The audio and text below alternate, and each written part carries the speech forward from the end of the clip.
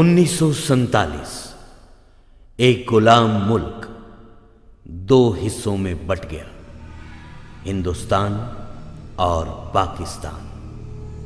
खून और नफरत से खींची गई इस लकीर में बंटवारा सिर्फ मजहबों का ही नहीं बल्कि इंसानियत का भी हुआ। बंटवारे के 2-3 साल बाद पाकिस्तान और हिंदुस्तान की सरकारों को ख्याल आया कि औरों की तरह पागलों का भी तबादला होना चाहिए। पाकिस्तान के एक पागल खाने में दोनों ही कौम के पागल थे, मुसलमान और हिंदू भी। सियासी काविशों के तहत हिंदू और सिख पागलों को हिंदुस्तान के हवाले किया जाना था। मालूम नहीं ये बात ठीक भी थी या नहीं। बहरहाल फैसला बुद्धिमानों का था और ये लोग ठहरे पागल।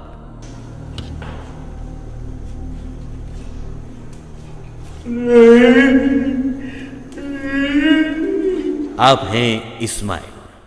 इनके आधे शरीर पर लकवा मार गया। उसका असर इनके दिमाग पर भी पड़ा।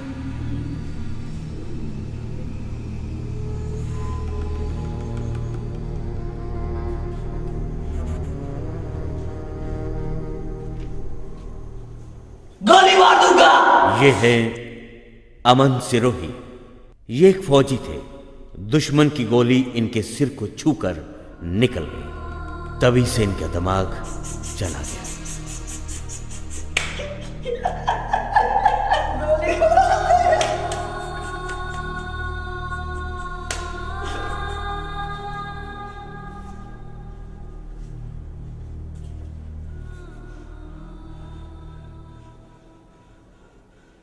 आप हैं विजय आनंद। ये सत्याग्रही थे।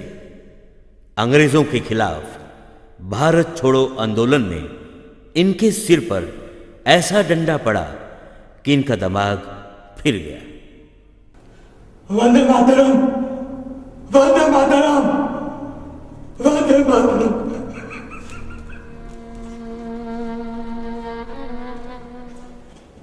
करने के बाद तो घर वालों ने हमें यहाँ भेज दिया।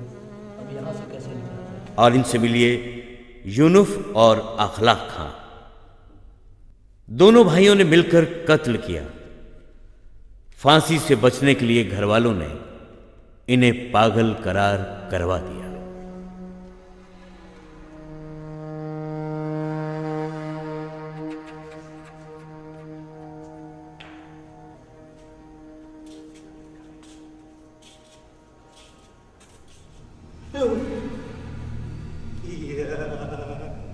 इनसे मिलिए ये राजवीर है।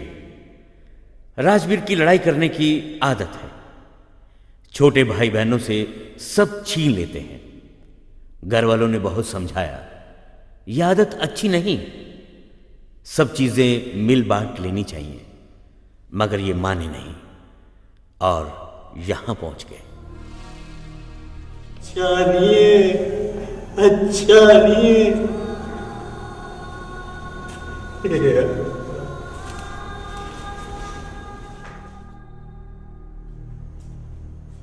और इनसे मिलिए खुदा बख्शेंगे। तस्वीर पर उंगलियां घुमाते पता नहीं किसे याद करते हैं। जब ये पागल नहीं थे तब कट्टर मुस्लिम थे। लोग इन्हें मौलवी कहते हैं। पाकिस्तान जिंदाबाद, पाकिस्तान जिंदाबाद।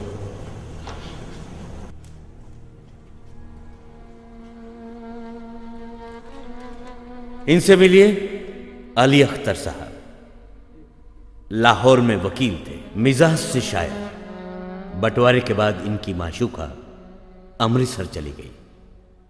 उनके गम ने इन्हें यहां पहुंचा दिया।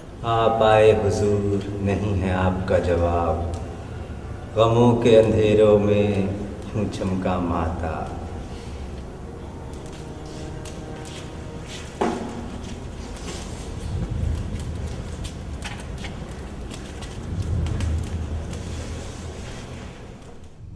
आप हैं बिशन सिंह। मगर ये टोबा टेक सिंह के नाम से जाने जाते हैं। ये वहां के जमींदार थे, मूंग की खेती करते थे। एक अंग्रेज एलेक्स ने इनकी जमीन छीन ली। तब से ये खेत में बने स्क्वेयर क्रो की तरह अपनी जमीन की रक्षा में लगे रहते हैं और उस अंग्रेज को भेद कर दूर भगाना चाहते हैं। यही कारण है कभी सोते नहीं, कभी लेटते नहीं। ओ बड़ी गड़गड़ दी एंकस दी बेध्याना दी मूंग दी दाल ऑफ दी लालटेन।